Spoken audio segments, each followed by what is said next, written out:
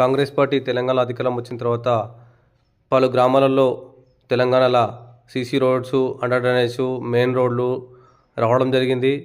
అందులో భాగంగా మన గ్రామంలోకి ఒక CC road, SC sub plant కింద ఒక సీసీ రోడ్డు, అలాగే మరొక అండర్ డ్రైనేజ్ కూడా రావడం జరిగింది.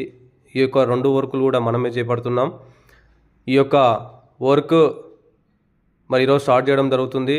దీనికి ముందుగా ఏఈ సార్ గారిని కలిసి దీనికి సంబంధించిన ఫైల్ తీసుకోవాల్సి ఉంటుంది. ముందుగా దీనికి సంబంధించి ఒక ఫైల్ ఎక్కడి నుంచి ఎక్కడి వరకు శాంక్షన్ అయింది, ఎంత విడత వేయాలి, ఎంత పొడవు ఉంది, ఎంత వెడల్పు వేయాలని చెప్పేసి పూర్తి డీటెయిల్స్ దాంట్లో ఉంటాయి. మీకు ఆ ఫైల్ కూడా చూపిస్తున్నా. అలాగే 2 documents separate 100 rupees document, separate DDs 2 డీడీలు తీయాలి. పిఏఓ రంగారెడ్డి పేబులెట్ హైదరాబాద్ అనే పేరు మీద డీడీలు తీసుకొని ఈ డీడీలు మన దగ్గర పెట్టుకోవాలి.